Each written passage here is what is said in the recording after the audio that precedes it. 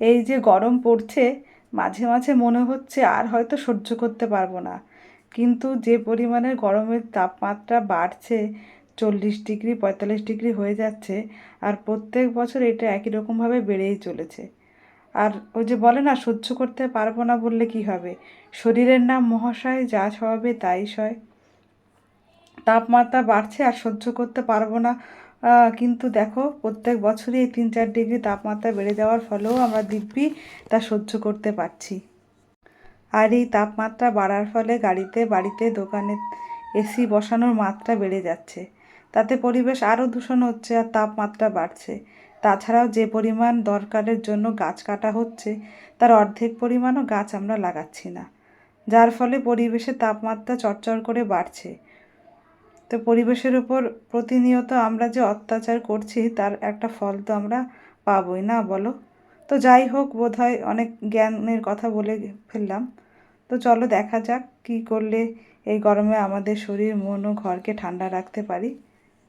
তো প্রথমেই বলবো, এই সময় মানে বেড কাভারগুলো, নিজের ড্রেস বলো বা চারপাশটা বলো, মানে সাদা রাখলে আর চারপাশটা সবুজ রাখলে না, সবুজ আর সাদা কম্বিনেশনটা এই গরমে না ভীষণ ভালো হয়।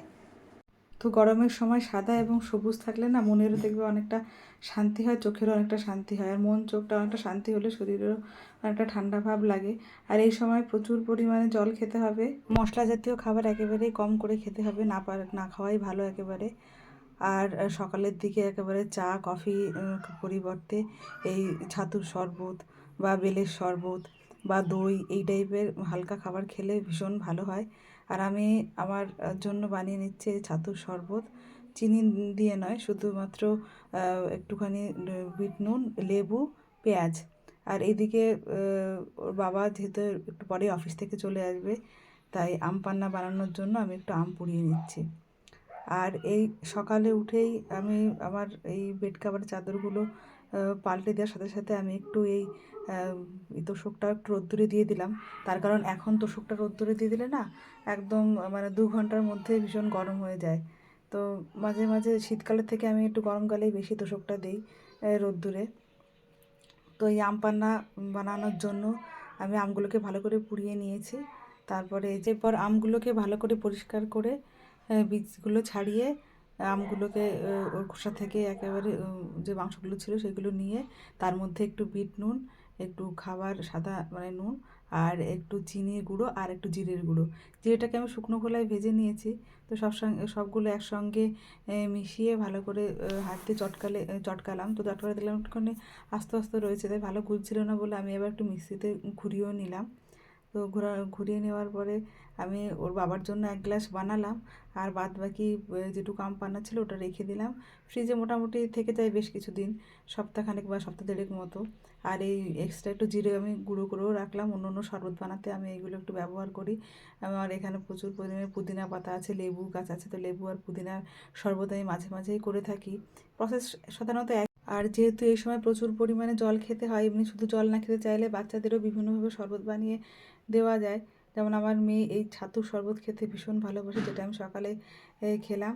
আর আমার এখন টিফিনেই মাঝে সাঝে এই ছাতুর শরবতই হয়, সেটা টক দই দিয়েও হতে পারে কখনো, বা একটু স্মুদি ওটস বা দই দিয়ে স্মুদি বানিয়ে নিলেও মানে বানিয়েও নেই, আবার কখনো বেলের শরবতও বানিয়ে নিই। তো সকালবেলা আর হেভি ব্রেকফাস্ট এখন আর করি না, আর একদম যতটা সম্ভব পারি সকাল সকাল রান্না করে নিতে। তার কারণ সকালে রান্না হয়ে গেলে এই রোদের তাপটাও লাগে না, সারাদিনের একটা বড় কাজও মোটামুটি হয়ে যায়। তো ওর বাবা আসার আগেই আমি এই আম পানটা তৈরি করে নিলাম, আর সঙ্গে সঙ্গে আমি জাস্ট একটু গুলে দেব জলের মধ্যে দিয়ে। তো আমার ছেলেকে নিয়ে একবারে আসবে, ওকে অবশ্য অন্য শরবত বানিয়ে দেবো। আর যদি ও জল খেতে চায় এমনি জলই দিয়ে দেবো। এদিকে আবার আমার মেয়ে এসে আমাকে কী সব দিয়ে যাচ্ছে, রান্নাঘরে এসে আমার হাতে কী সব কুড়িয়ে পেয়েছে। তো বলবো এই গরমে যত সকালে পারো ঘুম থেকে উঠে কাজ সেরে ফেলো। আর যে রাতে বেলায় সবজি যদি কোনো কাটার থাকে, মানে যেগুলো মোচা বা লতি বা এই জাতীয় সবজি যদি মানে যে সেই সবজি কাটতে বেশি সময় লাগে, সেই সব সবজি যদি রাতের বেলা কেটে রাখা যায় বা শাকটা বেছে ধুয়ে রাখা যায়, তো সকালবেলা অনেকটাই কাজ এগিয়ে যায়। আর সকালবেলা কি টিফিন করব সেটা ভেবে রেখে সেই মতো গুছিয়ে রাখলেও অনেকটা সকালবেলা কাজ তাড়াতাড়ি এগিয়ে যায়। তো আমি সেরকমই রাত্রেবেলায় ভেবে আমি করে রাখি। রান্নাঘরটাও রাতে মোটামুটি একদম পরিষ্কার করে রাখি। আর জামা কাপড়ও যদি বেশি হয়, বেশি পরিমাণ হয় বা বেশি নোংরা হয়, আমি কিন্তু আগের দিন রাত্রেবেলায় ঘুমানোর আগে আমি সেগুলো জলে ভিজিয়ে রাখি। এতে ভালো নোংরাও কাটে আর পরিষ্কারও হয়। আর সকাল সকাল জল আসার সঙ্গে সঙ্গে আমি সেগুলো ধুতেই পারি। যেহেতু আমার এখানে একবারই জল আসে, তো জলের গরমের সময় জলটা একটু বেশি লাগে, তাই আমার সেই রকম ভেবে আমাকে কাজটা করতে হয়। আর এই দেখো রান্নাঘরে আমি সব গাছগুলোকে নিয়ে এসেছি।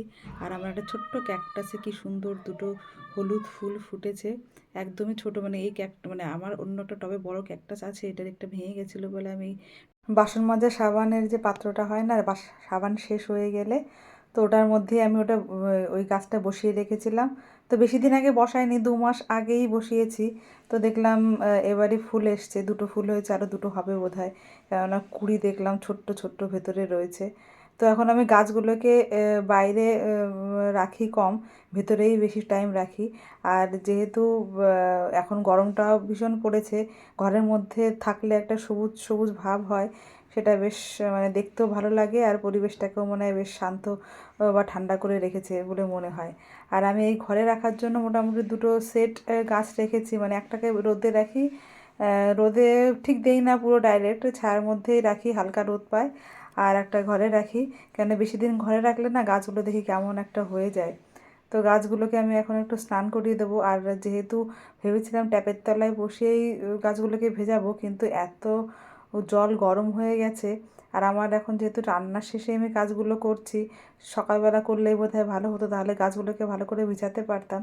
কিন্তু দেখছি জলটা এত গরম হয়ে গেছে, তো বালতি ভরে জল যে রেখেছিলাম রান্নার জন্য, সেখান থেকেই জল নিয়েই আমি এই গাছগুলোকে একটু ঠান্ডা করলাম আর পাতাগুলোকে একটু ধুয়ে মুছে দিলাম। তো আমার মোটামুটি আজকের মতো কাজ হয়ে গেছে। তো এই যে আমি গাছগুলোকে ঘরের মধ্যে সাজিয়ে রেখেছি বিভিন্ন জায়গায়। তো গাছগুলোকে রাখলে ঘরের ডেকোরেশনটা বেশ সুন্দর লাগে দেখতে।